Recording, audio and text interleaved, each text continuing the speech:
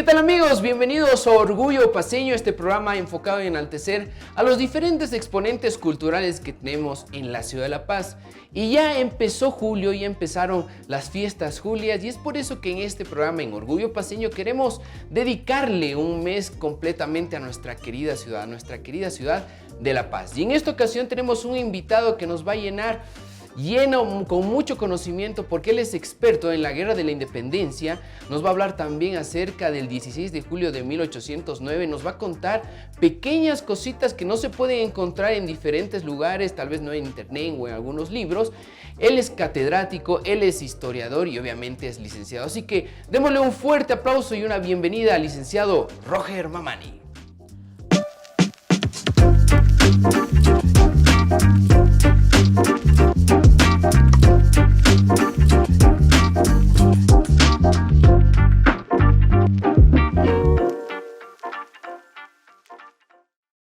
¿Qué tal, licenciado?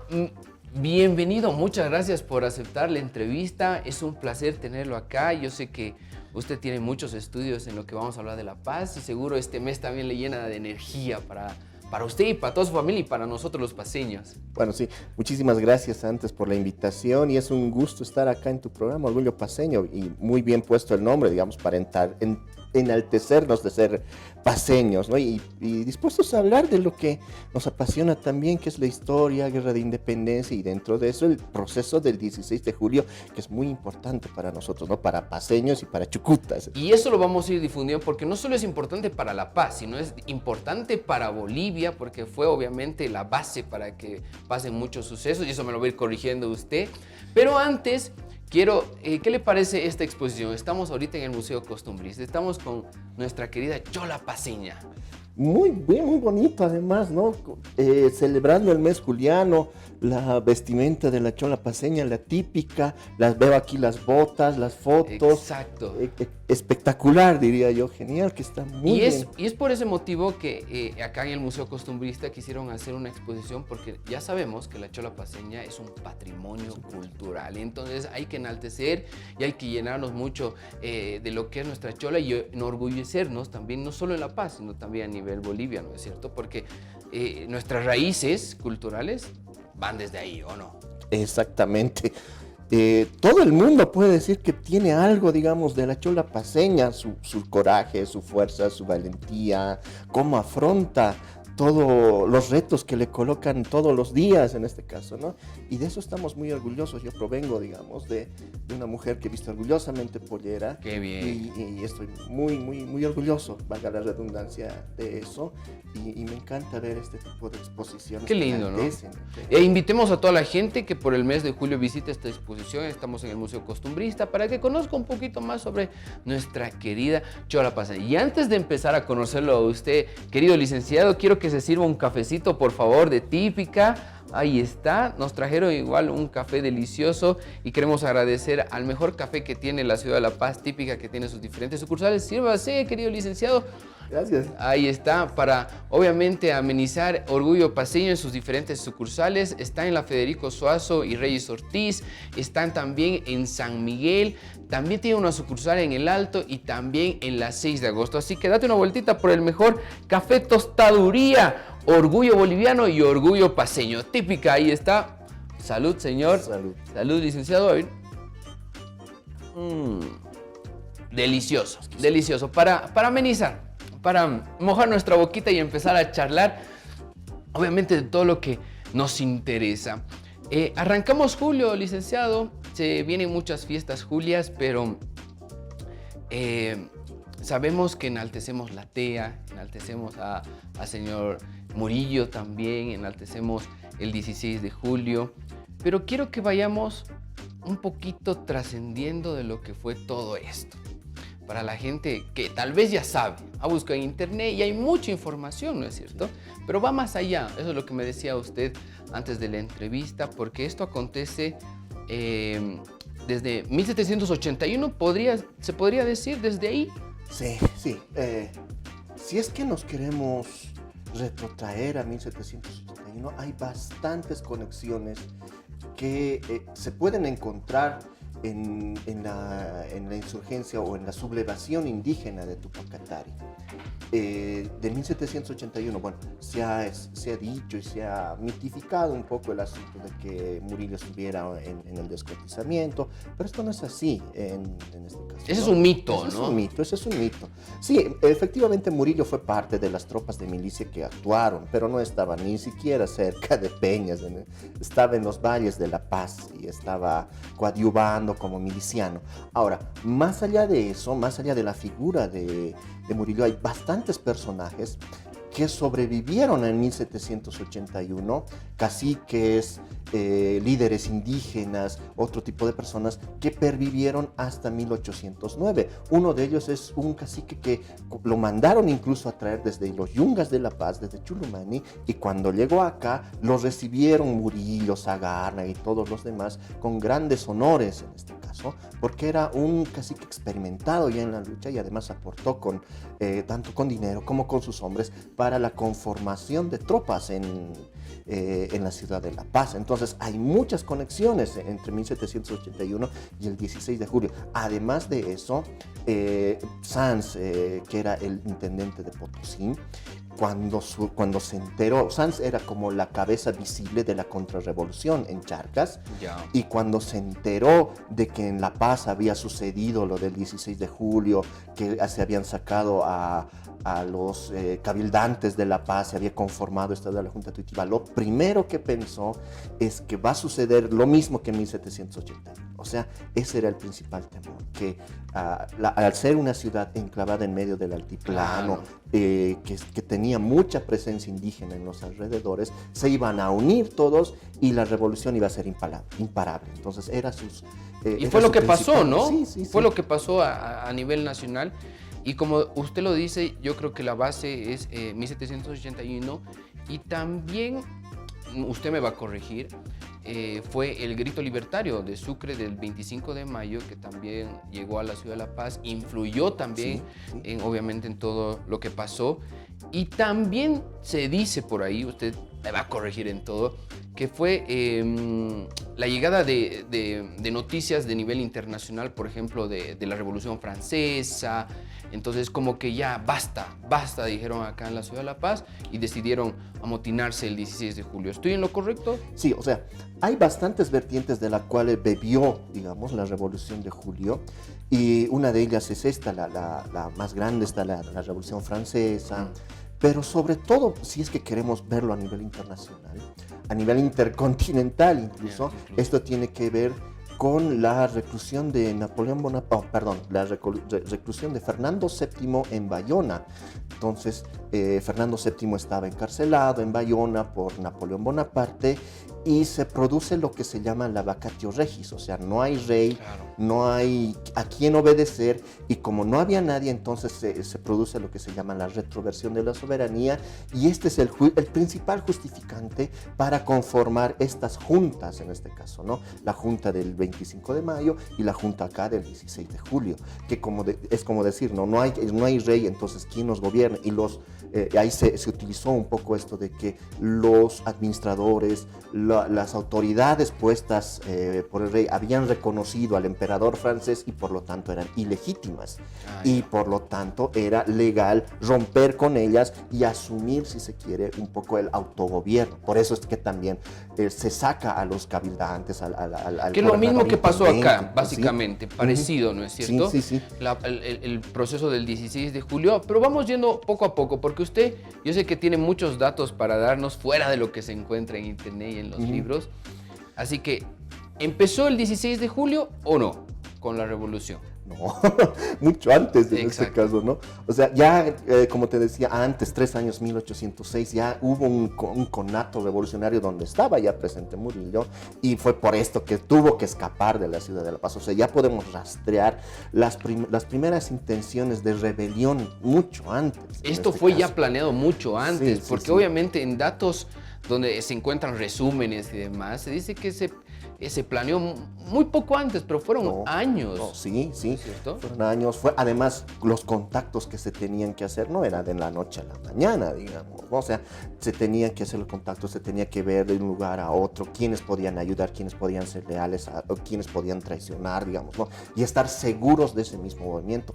Por eso es que mucho antes del 16 de julio, en la casa de Vicenta Juárez Teguino, en la casa de Ramón Loaiza, en otras casas que estaban por la ciudad de La Paz, ya desde 1808, 1800, mucho antes del 16 de julio ya se tenían estos planes, estas tertulias, en donde se discutía, por eso es importante esto de Fernando VII, se discutía la situación del Imperio Español con respecto a las colonias, y ahí todos en conjunto ya decían, no es legal y legítimo que nosotros nos rebelemos contra las autoridades, y por eso se va planeando poco a poco, y se utiliza como chispa, en este caso, lo que sería el movimiento de julio, el 16 de julio, la Virgen del Carmen, que no, como repito, no es de la noche a la mañana, va teniendo un proceso que va a llegar en este caso, ¿no? Claro, pero fue el suceso que dijeron, hoy lo hacemos. Ajá, o bueno, sí. fue planeado, digamos, Sí, ¿no? sí, Porque sí. justamente fue en una fecha muy importante religiosa, Sí, ¿no es cierto? exactamente. Pero lo que yo quiero preguntarle es, ¿cuál era la molestia exactamente de antes de la revolución? O sea, sabemos que querían revolucionarse, querían más derechos, querían el tema, tal vez que no les daban puestos públicos al tema, o sea, había una élite, se podría decir, ¿no? Pero ¿qué era más? ¿Qué era lo que más les molestaba? A ver, hay dos cuestiones ahí. Uno, la parte esta que tú decías, ¿no? Que en todas las ciudades de América Latina, podemos decirlo así, había un sentimiento general de que la intrusión de personas que venían de autoridades que habían sido enviadas directamente desde la metrópoli, desde España, habían llegado y habían sido nombradas como las principales autoridades, gobernadores, intendentes, oidores, presidentes de audiencia, etcétera, y habían cooptado, digamos, estos espacios que antes eran de poder de las élites criollas, o sea, se los había sacado. Esa era una principal molestia, pero además de eso, estas mismas personas que venían de Extremadura, venían de Andalucía y todos ellos, nuevos agentes, digámoslo así, en Charcas, habían establecido nuevos negocios, y estos negocios estaban empezando a florecer también en detrimento, si se quiere, de esta élite criolla. O sea, por el aspecto social es eso, un poco el verse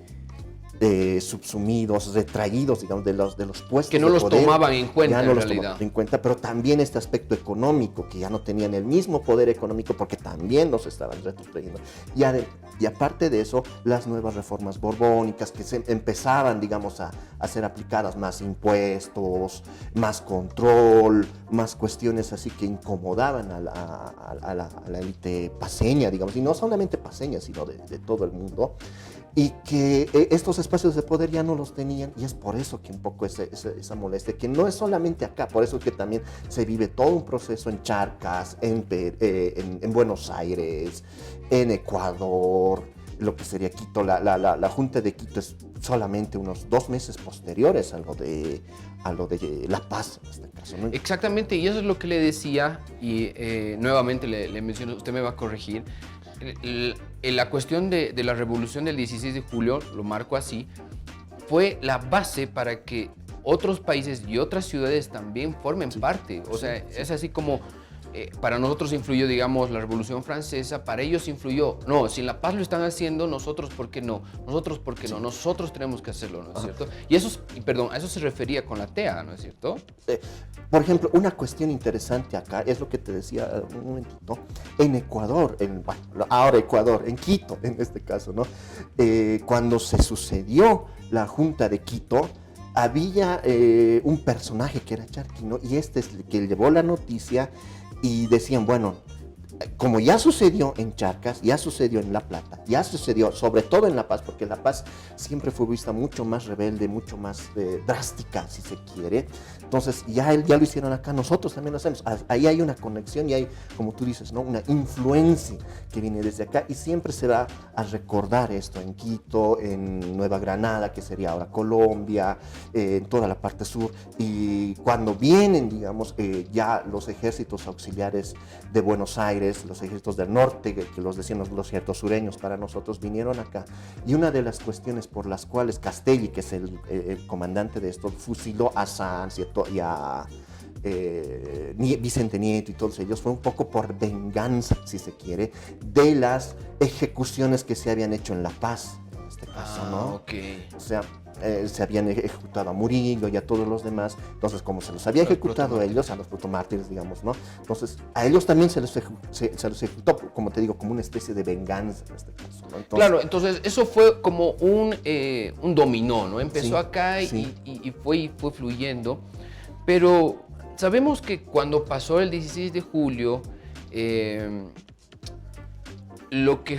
objetivo de esto era hacer un nuevo plan de gobierno, ¿no es cierto? Eso es importante. Un documento importante sí es la declaración de la Junta Tuitiva y todo eso, ¿no? Pero lo más importante ahí, creo yo, y eso también estamos muy de acuerdo con otros colegas, es el plan de gobierno que saca el Cabildo Paceño y la Junta Tuitiva, ¿no? Que es este plan de gobierno por cómo va a ir, cómo se va a estructurar, cómo se van a cobrar las... ya hace un poco se libera esto de las alcabalas, se libera esto de los impuestos, y este plan de gobierno empieza a estructurar un poco lo que sería la estructura administrativa de la revolución, en este caso, ¿no? Y es un documento súper importantísimo. Y de ahí, obviamente, dentro de este documento, uno de sus artículos, si no me equivoco, es el quinto o algo así, me va a corregir usted, es donde forma la Junta Tuitiva, ¿no es cierto? Sí. En sus palabras, licenciado, ¿qué es la Junta Tuitiva? La Junta Tuitiva es... como decir, la organización que debería de llevar a cabo las cuestiones mucho más ideológicas, administrativas de lo que sería la revolución. Se le dio la parte, digamos, de organización legal, administrativa y todo eso, mientras seguía funcionando el cabildo. El cabildo, digamos, era la que ordenaba la ciudad, pero la Junta Tuitiva ordenaba ya a todo el departamento de, lo que sería todo la gobernación e intendencia de La Paz. En este caso. Es por eso que, digamos, cuando se dice que a la Junta Tuitiva, al cabildo, se debería de anexar personajes indígenas en este caso, ¿no? Entonces de acá viene eso, ¿no? Para que el movimiento paceño se amplíe mucho más allá de las fronteras de la ciudad de La Paz. El objetivo era tomar en cuenta a toda la población, ¿no es cierto? Sí, porque sí. Trajeron representantes de Sorata, de diferentes de los yungas. de los yungas y demás. Entonces el objetivo era ese, de que no haya una élite, sino que todas las determinaciones se tomen como en un conjunto, tal vez. Exactamente. A la cabeza de la Junta Tuitiva. Exactamente. O sea, no simplemente, es lo que digo, ¿no? O sea, el movimiento juliano no es solamente la ciudad de La Paz, sino se amplió hacia el área rural con mucha fuerza y mucha amplitud.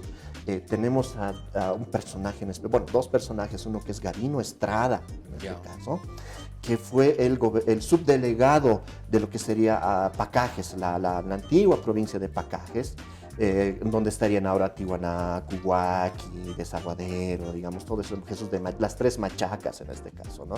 Entonces Gavino Estrada estaba ahí como representante de la Junta de La Paz, y él es el que termina organizando milicias de indígenas en estos lugares, ¿no? Él decía muy orgulloso, en mis 13 pueblos que están a mi cargo, en toditos tengo milicias indígenas, decía, ¿no? Y las coloca, y eso le mandó en una carta a Pedro Domingo Murillo, que era el comandante militar de la Junta, y le decía muy orgulloso: yo tengo estas 13 milicias, ya están entrenadas, ya están listas para... Este es mi apoyo. Este es mi apoyo, digamos, este es mi apoyo militar. Y decía muy orgulloso, así envalentonado, incluso el hombre. Pero entonces, ¿qué pasó si tenía el apoyo no solo de la ciudad, sino en diferentes lugares rurales? Uh-huh. ¿Qué pasó para que obviamente haya una derrota después de todo esto? Lastimosamente, y esa es la parte triste, digamos, ¿no?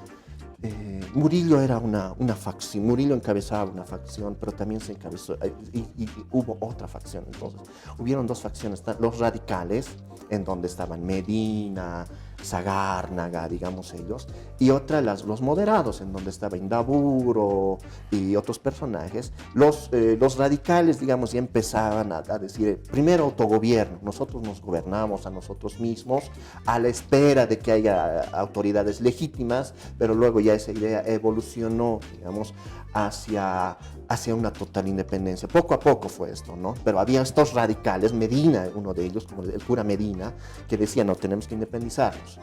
Y otros, digamos, un poquito menos radicales, sí, tenemos que tener autogobierno. Pero había otros, esta facción moderada, que decía que, bueno, ya hicimos esto, ya quitamos a las autoridades que no nos convenían, es momento de pactar con el rey, pactar con estas personas para que ya todo vuelva. O sea, había como un choque de ideas. Y eso fue lo que... terminó, ¿no? Eso fue lo que terminó por deshacer un poco este movimiento, porque al principio empezó con mucha fuerza, como te decía, ¿no? Empezó a extenderse por el área rural, hacia Sicacica, los yungas, pacajes y todo eso. Pero estas dos facciones que se enfrentaron, que no llegaron a buenos términos, porque unos días antes de la llegada de José Manuel Goyeneche, que era el general al que se le encargó derrotar a la Junta Directiva, en La Paz estaban peleando, y en La Paz se mató al alcalde Yanguas, se mató a Indaburo, que era el cabeza, digamos, de esta otra facción, y se empezaron a pelear entre ellos, y esa fue, digamos, la discordia, un poco para utilizar. Qué pena, ¿no? Sí. ¿Y usted cree, bueno, o sea, que mucho influyó el poder, ¿no? ¿O cree que no?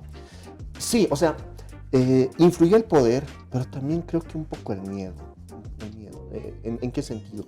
Como ya se tenía un poco la noticia de que Goyeneche estaba viniendo desde Puno, pasando por Desaguadero, ya estaba en el Desaguadero, y se sabía que tenía una tropa muy fuerte, muy bien entrenada.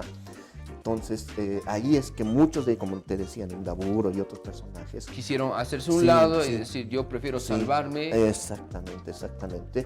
Y ahí es cuando empezó, digamos, a cundir podemos decir un poco este miedo, este pánico, y a empezar a querer buscar el perdón, si se quiere, ¿no? Del perdón real. Y ahí es que empezó. Y esto fue, digamos, lo que pasó. Y bueno, sí, un poco esto del poder, se habla mucho de los enfrentamientos por querer ser el que protagonice, el que estuviera a cargo. Vamos a continuar hablando, licenciado. Tenemos muchas cositas todavía que tocar, porque ya, obviamente, después de esto se viene la renuncia de Murillo, lo que se escapa y demás. Pero nos vamos a ir a una pequeña pausa, ¿está bien? Mientras tanto, usted sírvase su cafecito y nosotros... volvemos en unos instantes mientras nosotros disfrutamos nuestro café típico.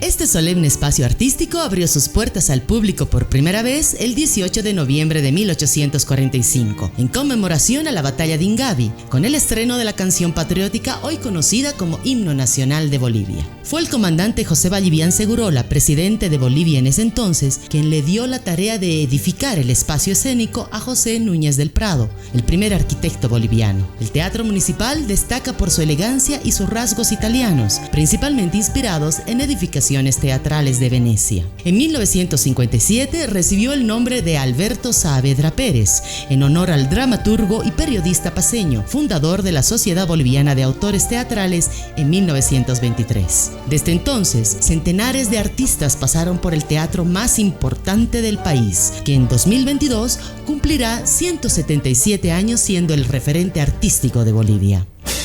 Hoy, 11 de julio, a vísperas de una nueva efeméride paceña, el teatro abre sus puertas renovado y mostrando una nueva cara para seguir albergando la cultura paceña, nacional y del mundo. Para orgullo de cada uno de los paceños, quienes llevamos dentro de nuestro corazón a nuestro querido Teatro Municipal Alberto Saavedra Pérez. La Paz, ciudad de movimiento. Gobierno Autónomo Municipal. Queridos amigos, yo soy Wally. Y yo Bianca. Somos PK2 y queremos hacer llegar un abrazo enorme a todos los paceños en este aniversario y en especial al programa Orgullo Paceño. A seguir disfrutando de nuestras fiestas julias. ¡Que viva la paz!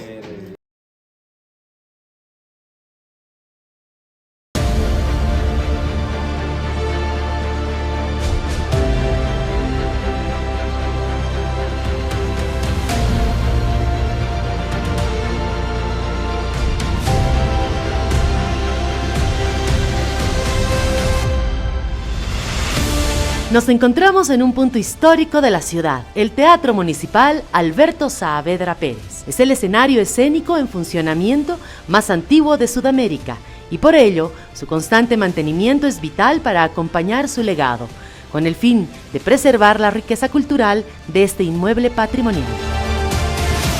Trabajar acá en el Teatro Municipal ha sido una experiencia interesante, es algo lindo, es algo distinto trabajar en algo histórico, en algo que marca tanto a la ciudad y que es tan grande y es un emblema tan lindo para nosotros. Es algo que le metes harto cariño, le metes harto empeño.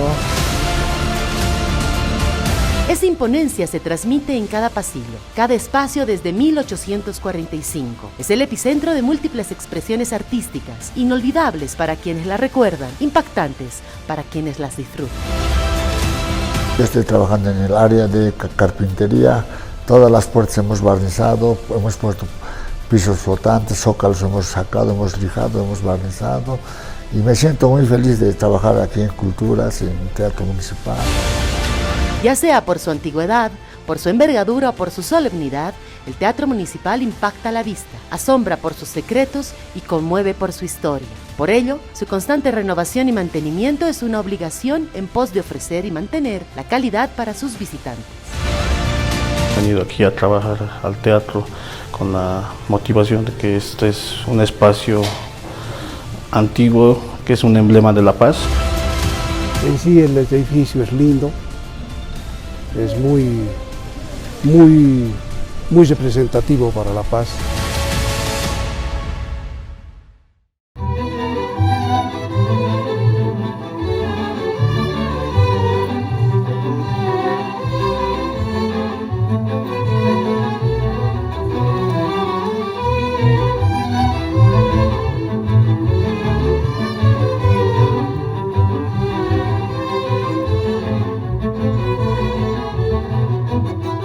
Hoy este espacio reabre sus puertas, renovadas y relucientes, para continuar como el punto máximo referencial del arte nacional. Celebremos juntos el mes de nuestra Oh Linda La Paz, en el escenario más importante de Bolivia. Bienvenidos a este espacio cultural icónico, histórico y representativo de nuestro hermoso municipio al mundo.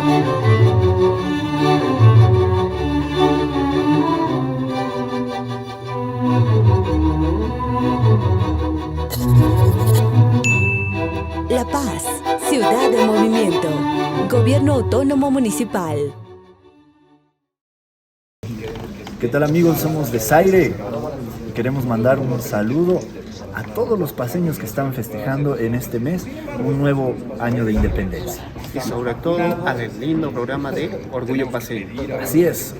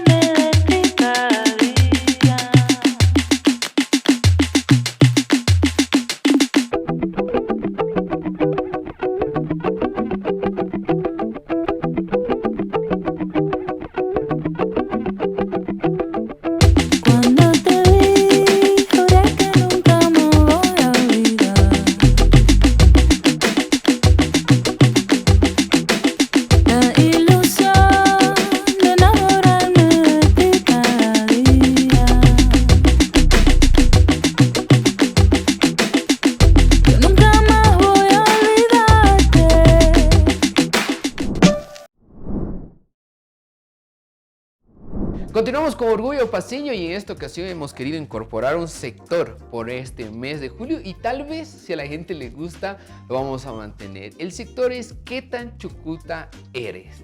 Licenciado, ¿está nervioso? Ya le comenté. Sí. No, está facilito, está facilito. Son cosas así peculiares de nuestra ciudad de La Paz. Así que yo le voy a hacer 9 preguntas. 9, wow. 9. Y de las 9 veremos cuál es su evaluación. Usted es docente. O sea, ahora me toca evaluarlo a usted. Bueno, vamos. La siguiente pregunta es súper fácil. Dígame 5 jergas paseñas. Uy, ya. Ya. Hermanitoy. Hermanitoy, ya. Ay, ¿cuál más? A ver. Una que usaba tal vez de chango. A ver. Ya pues, digamos. Ya pues, ya. Ya le dije uno ahorita. Chango. Chango. ¿Cómo es chango? Te ¿Cómo dicen, es ¿no? chango, digamos. Sí, sí, Ya, sí. una más, a ver. Una más, a ver. ¿Qué pasa pues, digamos? ¿Qué pasa? Vestido, ¿ves? Vestido, ah, está bien. Ya. Yo también vestido. ahí Yo sí. también. Me parece muy bien. Ya. Primera contestada correctamente. 3 platos típicos de la ciudad de La Paz. De La Paz. Chairo, plato paceño y, bueno, el fricasé. Bien. ¿Cuál es su favorito? Fricasé. Fricas. Oh, qué rico un fricasé. Ya. Quiero que me quiero que me cante un pedacito del himno a La Paz. La paz que en este día de julio se engalana con timbres de Quiufana, de pueblos en la Unión. Ya, está bien, lo logró. Bien, ¿aprobó? ¿David aprobó? Súper, bien. ¿Dónde queda la avenida 16 de julio en la ciudad de La Paz? Esa es el Prado. Ah, bien, Prado, bien, sí, bien. sí. Hay personas que no saben, solo conocen por el Prado. Sí, sí. Ya 4, ya, tía. Dígame, ¿cuál es, según su conocimiento, el desayuno tradicional de la ciudad de La Paz? Café en marraqueta. Y quesito. Esa, muy La bien. triada, sí, la triada. Muy bien. Este ya es un poquito más difícil. A ver si me la puedes responder. ¿Cuál es la primera iglesia o templo de la ciudad de La Paz? A ver, San Sebastián debería Ya, de ser, porque San- ahí se fundó, bueno, no es que se fundó, pero después del 20 de octubre se trasladó 3 días después y llegaron a lo que sería la Plaza Alonso de Mendoza y ahí estaría San Sebastián. ¿Ve? ¿De qué año? 1548. ¡Qué bien! Un aplauso, licenciada. Vamos, que se puede. Mencione 3 museos de La Paz. A ver, bueno, el que estamos ahora, colocaron fácil, el Museo Costumbrista, ¿Ya? el Museo Nacional de Arte y el Museo Nacional de Etnografía y Folclore. Perfecto, súper. Otra media rebuscada que está así en debate. ¿Cuál es la zona más antigua de La Paz? A ver. Por la fundación diría el casco central, el casco viejo acá, en este caso, ¿no? Sin embargo, si es que nos vamos a fundaciones o apariciones, en este caso, deberíamos de tener primero San Sebastián, que es donde, bueno, se fundó, se trasladó, donde está ahí, y ahora está la Plaza Alonso de Mendoza. Exacto. También estaría lo que estaría atrás de nosotros, que sería donde sería Villa Pavón, que ahí está más o menos Santa Bárbara. También debería de estar San Pedro y principalmente esto lo que sería el casco viejo. ¿Dónde está Sí, la Plaza Alonso de sí. Mendoza? Bien, facilitas. Está bien, un aplauso para el licenciado, muy bien, ¿sabes? Y nos llenó de conocimiento en bastantes cosas. Yo tengo algunas preguntas más, pero sé que me las va a responder. Son de cultura general, pero ya, aprobó con 8 sobre 9. Bueno, ya no suele sobre nada, pero ya ni modo. Sigue nervioso todavía, licenciada, no se preocupe. Ya terminamos este sector, continuamos con Orgullo Paceño y esto fue ¿Qué tan chucuta eres? Ya, pues, tome un cafecito para respirar. Café, sí. Aprobado, mire, está temblando, licenciado. Eso, ¿eh? Ahora sí, continuemos hablando sobre, estábamos en que hubo un quiebre en el tema del Cabildo y la Junta Tuitiva, choque de ideas, temores, ansias, ambición por el poder. De ahí, ¿qué produjo? ¿Qué pasó después? Lo que pasó fue lo siguiente, como te decía, ¿no? Hay este quiebre, estos dos bandos que se enfrentan, que al final son los que producen el desbande de lo que serían los miembros de la Junta Tuitiva, el rompimiento de la Junta Tuitiva. Yago Yeneche se estaba acercando y ahí son los radicales los que toman un poco el mando de esto de la revolución. Y Castro, el gallego Castro, como le decían, es una contradicción, incluso se puede decir, ¿no? Era de origen español, vino acá a la ciudad de La Paz él se colocó al mando de las tropas paceñas, por eso le decían el gallego Castro, y él fue el que subió hasta Chacaltaya y el que tomó el mando de las tropas que estaban ahí y se enfrentó, digamos, en esta batalla, entre comillas, y ahorita te explico por qué, que se desarrolló en Chacaltaya, y luego de eso se fueron hacia los Yungas de La Paz. Y en los Yungas de La Paz se desarrolló lo que sería la última parte del movimiento de julio o del movimiento paceño de 1809. ¿Por qué digo batalla, entre comillas? Porque a través de lo que yo he ido viendo, lo que he ido investigando, esta batalla fue ya un poco ensayada como para una especie de alto, digamos, a las tropas de Goyeneche, pero ya ensayado para retirarse a los Yungas de La Paz. Hay bastantes indicios y pruebas que yo he encontrado que dicen que esa batalla ya estaba planificada, pero para retirarse, en este caso, ¿no? Para irse hacia... O sea, no fue un choque, sino unos estaban retirando en realidad. O sea, chocaron, se enfrentaron, pero no duró mucho la batalla y se fueron. Era como una retirada planeada, digamos, ¿no?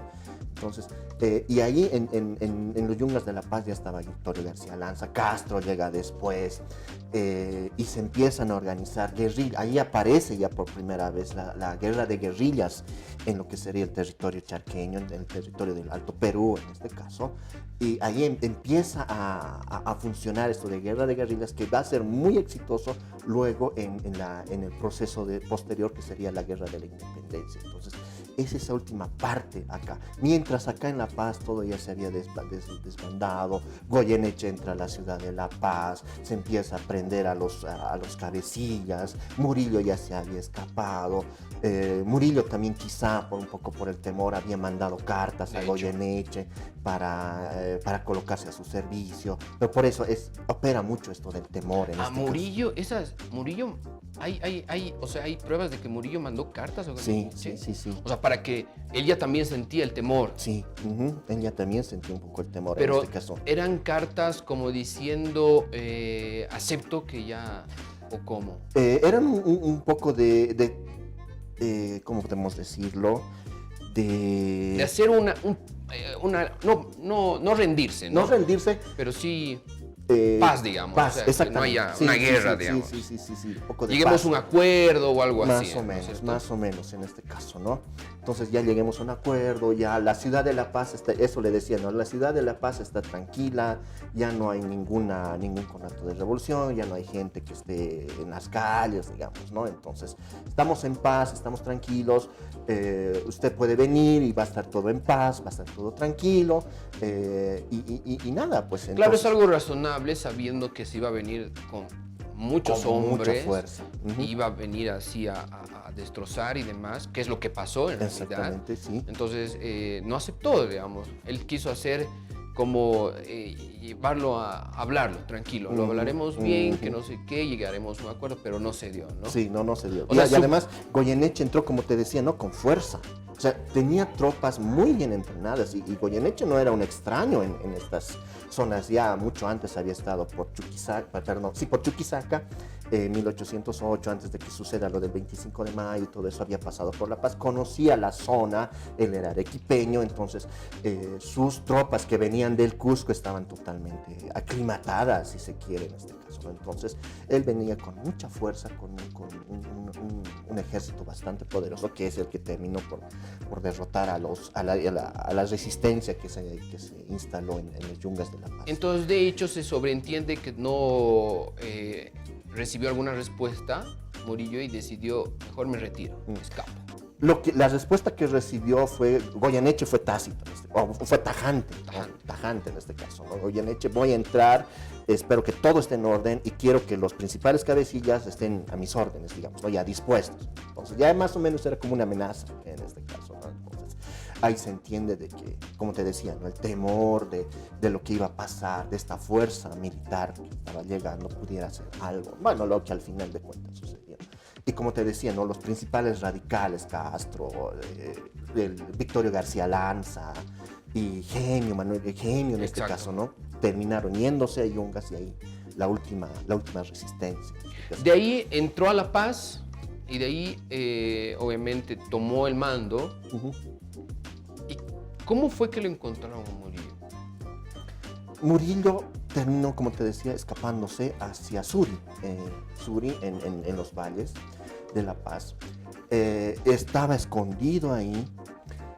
Mientras tanto, como te decía, Domingo Tristán, que era uno de los generales de Goyeneche, ingresó hacia estas zonas de los Yungas, de los valles de La Paz, y fue ahí que lo encontraron en este caso, ¿no? Entonces, él estaba escapando, estaba oculto, pero lo terminaron un poco denunciando, si se quiere, y lo trajeron aquí a La Paz, y bueno, lo encarcelaron. Como él era la cabeza visible, el que se había puesto a la cabeza de la Junta Tuitiva, a la cabeza del Cabildo, entonces fue al primero que lo tenían que inculpar, y lo terminaron colocando en un lugar que anecdóticamente le llamaban el Infiernillo, en una cárcel que se llamaba el Infiernillo, que por lo que se sabe está en las catacumbas que están debajo de lo que ahora es la Plaza Murillo, en este caso. Es un lugar en donde no le llegaba el sol, era totalmente frío, por eso el Infiernillo en este caso. Claro, porque lo trajeron a La Paz y no es que inmediatamente lo ejecutaron. No. Lo tuvieron... Le tenían que hacer un juicio en este caso, ¿no? Y mientras procedía ese juicio lo tenían en ese lugar. Hay una pintura que se llama El sueño de Murillo, en donde Murillo está reclinado, no sé si está en el Museo Costumbrista, pero más o menos retrata, digamos, ¿no?, cómo era su lugar, y estaba totalmente con una vela, incluso nada más, que era la luz, sí, creo que sí. Que era una vela, su luz nada más, en este caso no le llegaba, y era un lugar totalmente húmedo, totalmente en malas condiciones. Ahí es donde se lo refugió. Y como te digo, ¿no?, hay indicios de que son las catacumbas que están debajo de la Plaza Murillo. Qué interesante eso, ¿no? Entonces lo tuvieron preso, obviamente lo juzgaron y posteriormente el 29 de enero... Exactamente, sí. Lo juzgaron, se hizo todo el juicio en este caso, ¿no?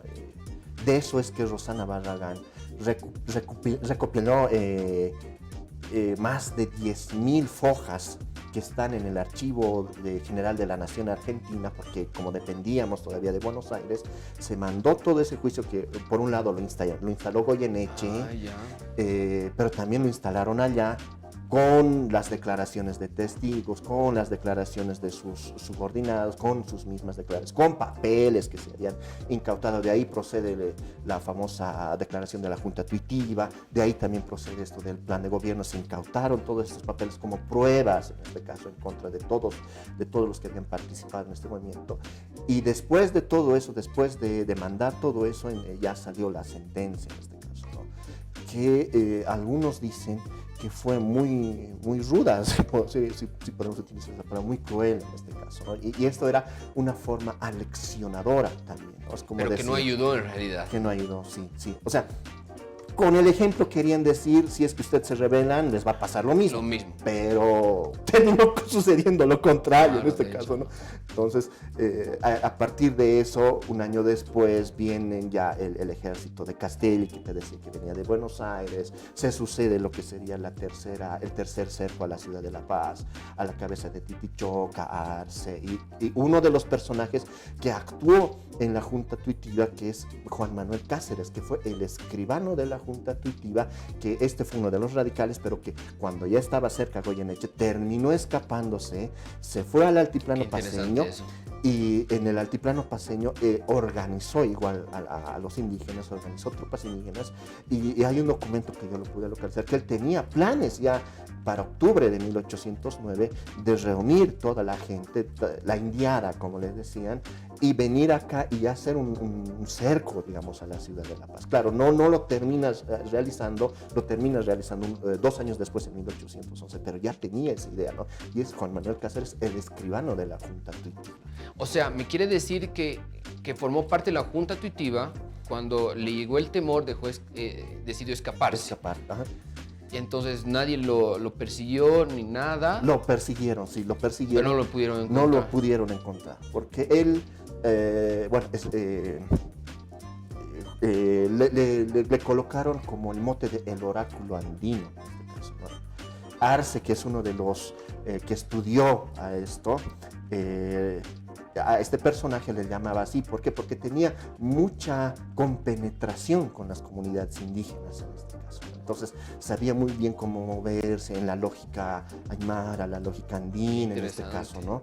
Entonces, además parece que tenía una personalidad muy atrayente, por lo tanto los indígenas le hacían mucho caso en este caso, ¿no? Y ellos fueron los que terminaron cogiéndolo, escondiéndolo, y no lo terminaron apresando. Goyeneche no lo terminó apresando, lo terminaron apresando un año después de lo del cerco de 1811.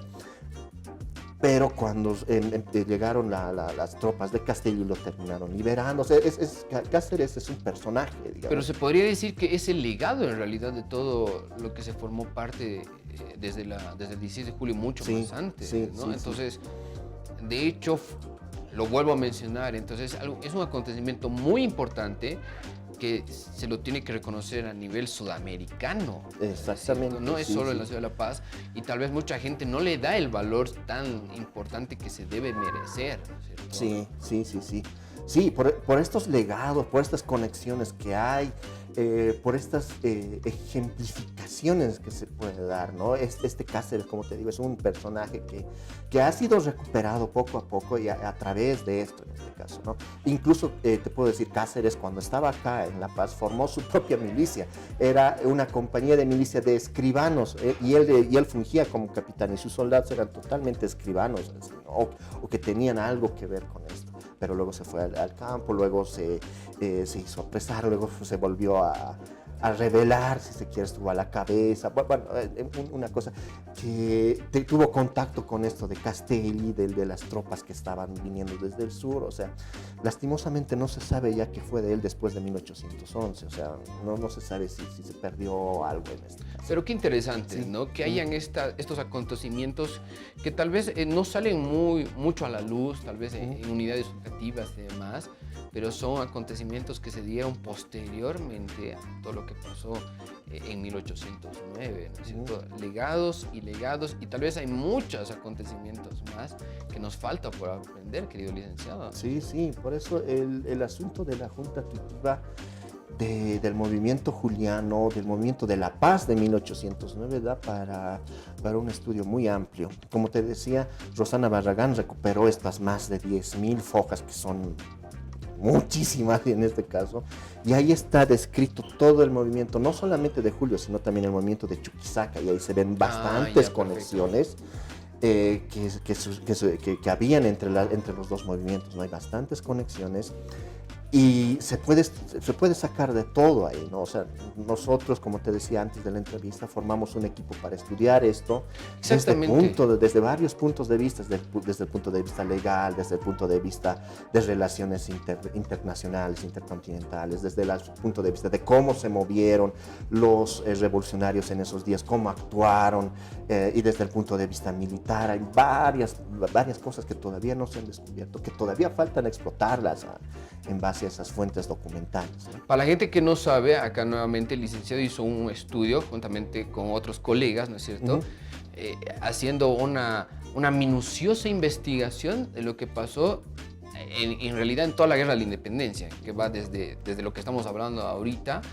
Y ¿dónde podemos encontrar, para la gente que quiere tener más conocimiento, tal vez detalles más específicos los que usted nos cuenta, se puede acceder a esto?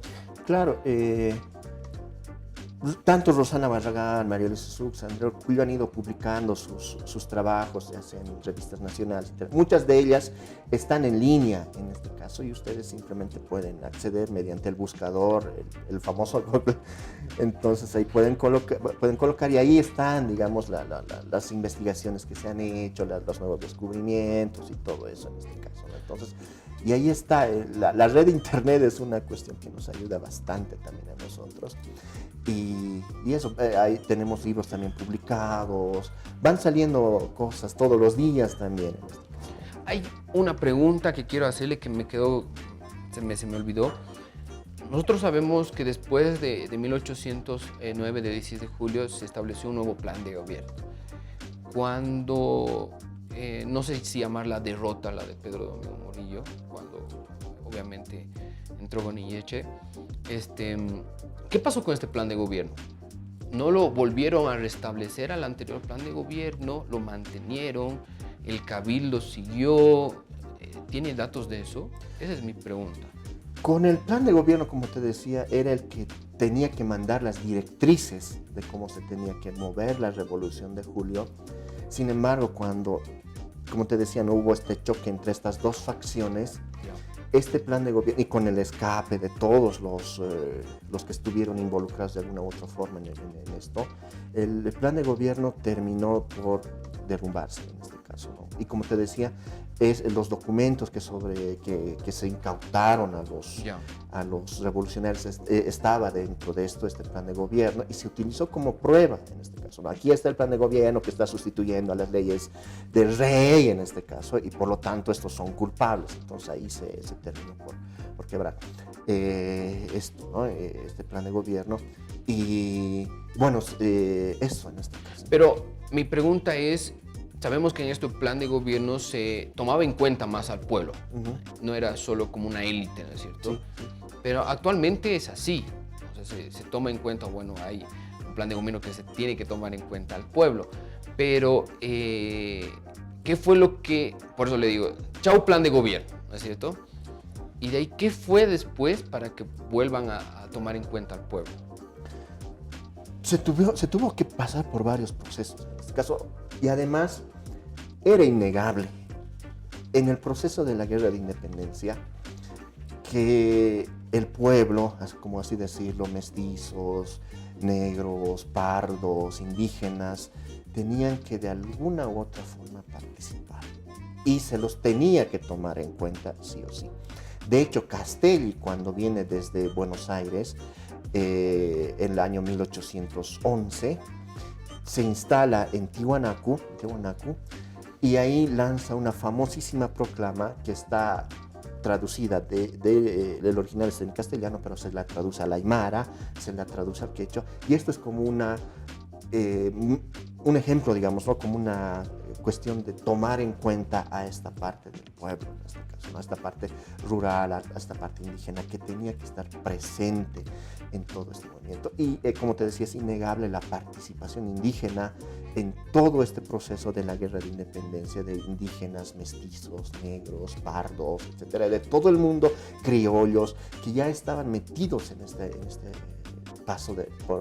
proceso hacia la independencia. Entonces fueron diferentes acontecimientos, sí, que ya obviamente no se pudieron controlar y tuvo que intervenir el pueblo, sí, y demás, darles obviamente voz y voto, ¿no es cierto? Sí. Entonces es algo muy importante y obviamente recalcar que es una fecha no tan, o sea, fuera de que es más importante para nuestra ciudad, para La Paz, yo creo que tiene que ser importante y saberla reconocer a nivel latinoamericano y también a nivel nacional, y solo es cuestión de enterarnos un poquito acerca de esto, o sea, leer un poquito y saber la importancia que tuvo, obviamente, la revolución del 16 de julio de 1809. Sí, hay que valorizar un poco este movimiento que, como te digo, tiene tintes muy radicales, que ya se empieza a partir de esta fecha a utilizar la palabra independencia en este caso, ¿no? Primero así escuetamente, muy por debajito, pero luego poco a poco ya se va calando esta idea de la independencia total en este caso. Entonces es algo que de verdad, y de verdad, licenciado, le agradezco mucho su participación, por haber aceptado la entrevista, nos ha llenado de conocimiento. Yo aprendí mucho con usted, fuera de lo que he leído y aprendido en el colegio, incluso que estaba recordando. Yo creo que mucha gente también que ha visto el programa va a decir, wow, no sabía eso, no sabía esto, no sabía el otro, no sabía qué significaba esto, el legado y todo eso, y de verdad le agradezco mucho que haya formado parte del programa, pero nos vamos a ir a una pequeña pausa, porque también tengo otro sectorcito para usted. Fuera de que ya concluimos con el tema del 16 de julio de 1809, vamos a conocer a nuestro orgullo paseño, a nuestro licenciado Roger Mamani. Así que volvemos en unos instantes y mientras tanto le voy a servir más cafecito porque ya se lo acabó, así que le sirven unos minutitos. Volvemos en un ratito.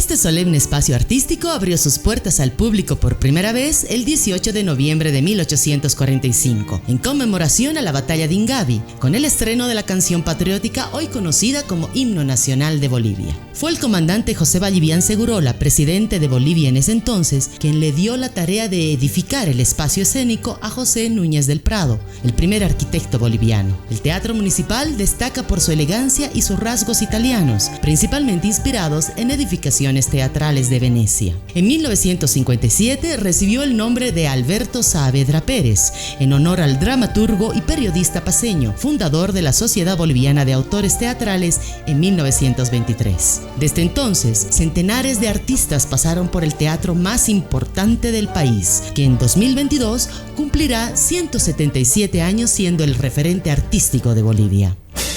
Hoy, 11 de julio, a vísperas de una nueva efeméride paceña, el teatro abre sus puertas renovado y mostrando una nueva cara para seguir albergando la cultura paceña, nacional y del mundo. Para orgullo de cada uno de los paceños, quienes llevamos dentro de nuestro corazón a nuestro querido Teatro Municipal Alberto Saavedra Pérez. La Paz, ciudad de movimiento. Gobierno Autónomo Municipal. Felicidades La Paz, tierra de contrastes, música, arte, cultura. Realmente un fuerte abrazo para quienes han nacido y para quienes no, pero trabajan por esta linda tierra.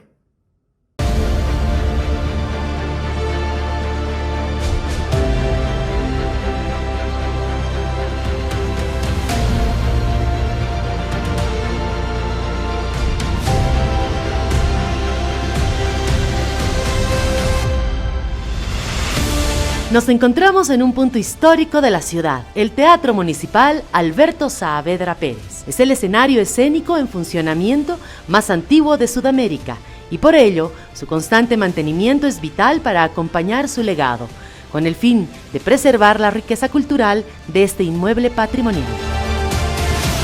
Trabajar acá en el Teatro Municipal ha sido una experiencia interesante, es algo lindo, es algo distinto trabajar en algo histórico, en algo que marca tanto a la ciudad y que es tan grande y es un emblema tan lindo para nosotros. Es algo que le metes harto cariño, le metes harto empeño. Esa imponencia se transmite en cada pasillo, cada espacio desde 1845. Es el epicentro de múltiples expresiones artísticas, inolvidables para quienes la recuerdan, impactantes para quienes las disfrutan. Yo estoy trabajando en el área de carpintería, todas las puertas hemos barnizado, hemos puesto pisos flotantes, zócalos hemos sacado, hemos lijado, hemos barnizado y me siento muy feliz de trabajar aquí en Culturas, en el Teatro Municipal. Ya sea por su antigüedad, por su envergadura o por su solemnidad, el Teatro Municipal impacta la vista, asombra por sus secretos y conmueve por su historia. Por ello, su constante renovación y mantenimiento es una obligación en pos de ofrecer y mantener la calidad para sus visitantes. He venido aquí a trabajar al teatro con la motivación de que este es un espacio antiguo, que es un emblema de la paz. En sí el edificio es lindo, es muy representativo para La Paz.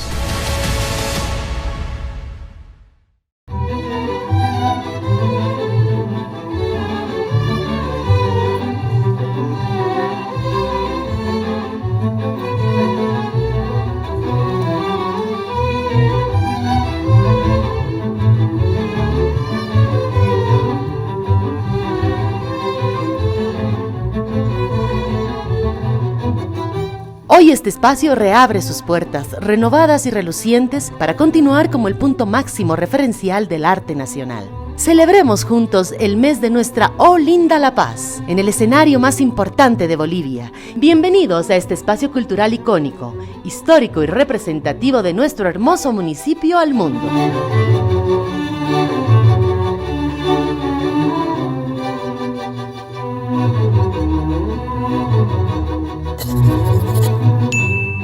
La Paz, ciudad de movimiento.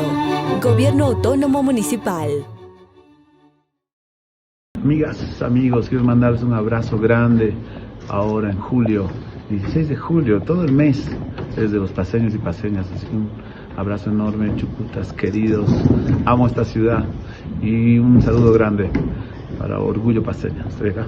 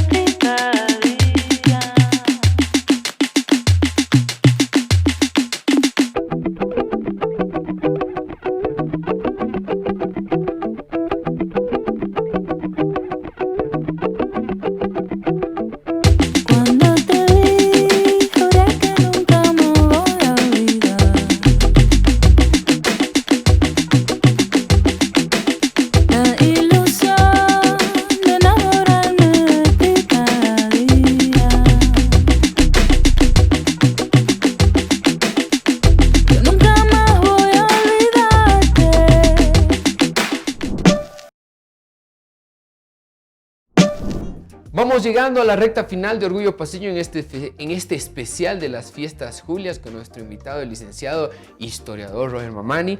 Y ya tuvimos un sector, ya lo hicimos poner nervioso. Ahora es solo para conocerlo. Okay. Le voy a dar 2 opciones o 3 y usted elige uno. ¿Le parece? Me parece? El sector se llama Conociendo nuestro Orgullo Paceño. ¿Bolívar o Tigre? Bolívar. Vamos, que se puede. Vamos, Ronald, ¿ve? Bolivarista. ¿Chairo o fricasé? Fricasé, vamos, ya lo dije. Ya lo digo. ¿Zona sur o el centro? El centro. El centro, bien. ¿Folclore o rock? Ay, me colocan. Los dos diría yo. Bueno, uno tiene que elegir, a ver. Uy, folclore. Folclore. ¿Taxi, minibús o teleférico? O micro, ahí está, le da. Taxi, minibús, bueno, siempre utilizo el minibús, pero no es de mis transportes favoritos en este caso, ¿no? El teleférico por una cuestión de miedos tampoco lo utilizo mucho. Taxi, Taxi, perfecto. ¿Marraqueta con queso y su café o un macho camacho? Marraqueta con queso y café. Perfecto, ya sabemos los gustos del licenciado. ¿Salteña con aceituna o sin aceituna? Sin aceituna. Vamos, sin aceituna. ¿La San Francisco o el Carrusel? No sé si conoce. No. ¿Cuál es el Carrusel? No, entonces la San Francisco. Perfecto. ¿Usted va de compras a lo Justus o se va a un shopping? Justus. Vamos, Justus. ¿Cómo dice esta pregunta? ¿Cómo usted pronuncia? ¿Rico o rico? Rico, vamos. ¿Usted prefiere los riñoncitos o los anticuchos? Anticucho. Anticucho, perfecto. ¿Cueca paceña o caporal? Cueca. Cuequita. ¿Sabe bailar cuequita? Algo me defiendo, pero no. O lo hago bailar ahorita. Perfecto. No, pero me encanta la cueca, es tan sentida, además. Tan paceña, además. Sí, ¿no? Y además son muy lindas las letras. Entonces, ama el folclore, de hecho. Sí. ¿El lápiz lo prefiere con pastel o buñuelo? Pastel, con azuquita. Sí. Eso, perfecto. Y bueno, ahí está, ya lo conocimos un poquito más. Usted no tenía por qué ponerse nervioso. Pero más que todo era estas preguntas son preguntas para conocer a nuestro paceño, porque son cositas peculiares de nuestra ciudad de La Paz. ¿O no es cierto, licenciado? Sí. No, respire, tranquilo. Bueno, licenciado, llegamos al final del programa. Muchas gracias por haber aceptado la entrevista, un poco didáctica en esta ocasión y también lleno de cultura, de historia. Y espero que la gente que haya estado viendo el programa lo haya disfrutado. ¿Algo que quiera decir para finalizar el programa, licenciado? Bueno, sí, en este mes de julio un gran saludo a toda la familia paceña, a todos los chucutas, que estamos en esta maravillosa ciudad, ya de ahí el nombre, La Paz Maravilla, ¿no? Disfrutémoslo, disfrutemos nuestra ciudad, cuidemos nuestra ciudad y siempre hagamos todo lo mejor por ella. Muchas gracias, licenciado. Y antes de irnos, nos vamos recomendando que se dé una vueltita por el Café Tostaduría Típica en sus diferentes sucursales. Ahí está el licenciado igual disfrutando su cafecito. No se olvide, en la Federico Suazo Reyes Ortiz tiene una sucursal. También estamos en San Miguel. Está en la 6 de agosto en la Ciudad del Alto también. Así que si quieres probar un buen café, tienes que irte a Típica. Salud, licenciado. Y hasta la próxima. Y que viva la paz. Que viva la paz. Ahí está.